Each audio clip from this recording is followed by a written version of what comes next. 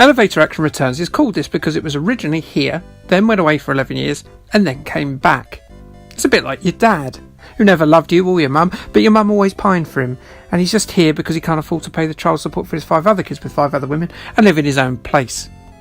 It's exactly like that, but it's an arcade game sequel that's nothing like that. Now, where was I? Elevator Action was a 1983 Taito arcade release that tasked you, as ledge-quiffed super spy Agent 17, with retrieving all manner of secret documents.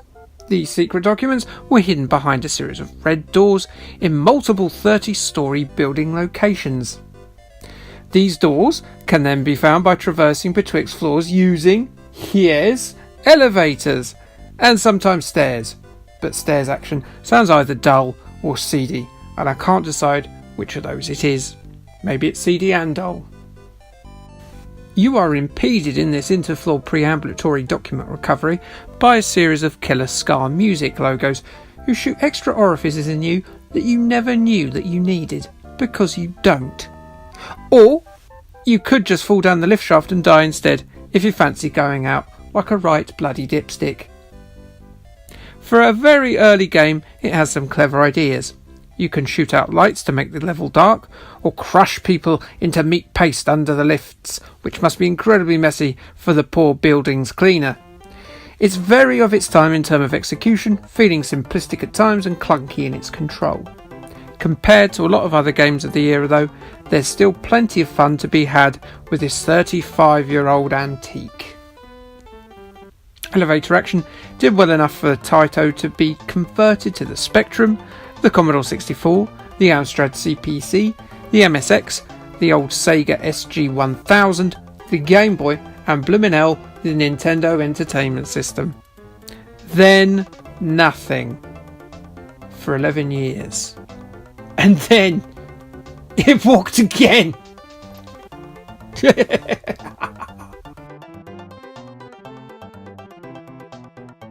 Elevator Action Returns, or Elevator Action 2 in the United States, plays like a massively evolved version of its forebear. You pick between 3 statistically different characters, more on them later, who is certainly more agile and competent than Agent 17 from the first game. There's very little to connect the two games from a story point of view, as the spy narrative of the 83 game is replaced by that of a counter-terrorist special forces squad in this. This allows for a number of exciting set pieces. The first level starts much in the same vein as its predecessor, that being a vertical descent in a very narrow, multiple-storey building, stopping to deactivate bombs behind red doors on the way. The game almost immediately turns your expectations on its head by having one of those bombs blow up in the building you're playing in, and then the level continues. It's like a metaphor. It's different this time. Instead of just going down in the same old building, you end up going down, up, left, right, in a variety of action-packed, visually diverse environments. There's more to interact with too, with blue doors containing a variety of goodies, barrels that cause havoc, and piles of rubbish that contain guns and the like. People! Stop leaving guns in your rubbish. Yes, I know a counter-terrorist with heroic intentions have found them this time. But come on, it could have been a toddler or a raccoon, an angry one, with a knowledge of guns and a hatred of mankind. There's a greater variety in enemy types too, like this dog, or this man in a flasher mech, or this swarm of jetpack G.I. Joe action figures. All can be shot at, blown up with grenades, or crushed under the unforgiving steel of a small elevator. We call elevators lifts in the UK. It's a synonym. That's helpful, isn't it? If you get to the end of the game, you have to stop this missile from leaving within the time limit and wiping out all the civilization on Earth. If you do that, you get a lovely finishing screen. I didn't manage it. I was a bit rubbish. And the game just sort of ended along with all life on Earth. Oops. Sorry. I'll counter-terrorist better next time. I promise. Oh dear. The animation and graphics are terrific. and from a gameplay perspective it compares very favourably with similar titles of the time such as Rolling Thunder and the Shinobi series, and it's definitely worth giving a half hour of your time, because unfortunately it's really short-lived. There are hardly any stages. Elevator action is very playable, with some exciting set pieces and some low sewer levels. Always bad. Stop with the sewer levels unless it's in the Turtles game. Even they're terrible generally. And no one ever mentions the smell. They're bound to smell. Come on. Jesus. Just have a turd float by. It's breaking my immersion. Characters. A bit like the Beano artist who thought that Gnasher from Dennis the Menace was a reasonable interpretation of a dog. The names of the characters appear to have been thought up by a Japanese man whose only contact with Western culture came from an American sitcom about 10 years ago and is now trying to do an American name from memory. You've got Cart Bradfield. Yes, that's Kart, as in Super Mario Kart. You've got Eddie Brett. I guess Eddie on a girl is fine. You've got Eddie Reader, people like that. That's fine. Well, that one go. And then you've got Jad the Taff. Jad the Taff.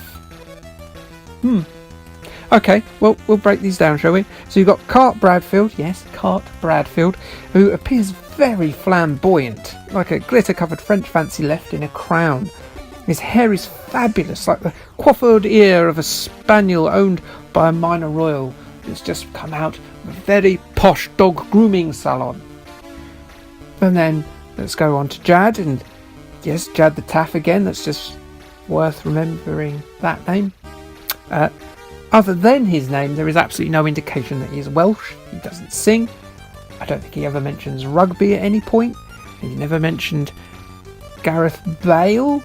He doesn't mention his man bun or his weird heart celebration. None of that. Well, the fact he looks like he's from the original Planet of the Apes. It's an old joke based on looks. That's terrible of me to do, but Gareth Bale looks like a chimp with a man bun, let's be honest. And most importantly, he never mentions how proud he is of his country every 2 minutes in that weird way that only the Welsh and the Americans do.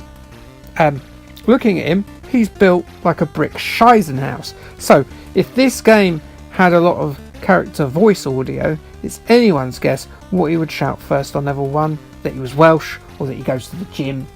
If he was vegan too, his vocal cords might explode in his race to tell you about all three things at once. Eddie Brett is the lady.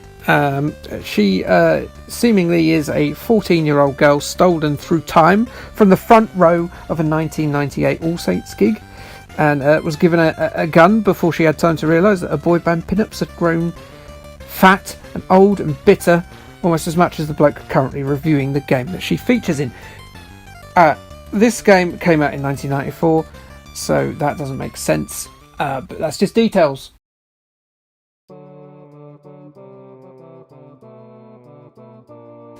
The game was ported to the Sega Saturn in 1997, with most critics enjoying the core gameplay but questioning its short length at a premium full price, which is absolutely correct. The only other thing you get in the package is the first elevator action game. I don't think it's worth the full price, and I'm not surprised to see it getting slated for that. In 2006, the game found its way in a much more palatable form on the Xbox and PlayStation 2 as part of the Taito Legends 2 compilation, along with about 30 other games, which is fine. The franchise had a couple of other entries, such as Elevator Action EX on the Game Boy Color, Elevator Action Old and New on the Game Boy Advance, and an arcade light gun shooter in 2009 called Elevator Action Death Parade. I very much doubt whether any of us have played this, but it looks good, doesn't it? There was a Japanese mobile phone game that came out at the same time as Elevator Action Death Parade, which was called Elevator Action Zero. And finally, Elevator Action made its swan song so far in a PlayStation Network game in 2011 called Elevator Action Deluxe. Will we see another title in the series?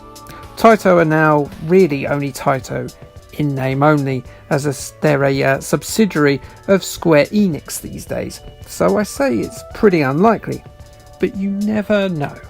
Bionic Commando, Mega Man and other notable 80s and 90s side-scrollers have appeared in various forms on digital download formats in recent years, so hopefully cross those fingers.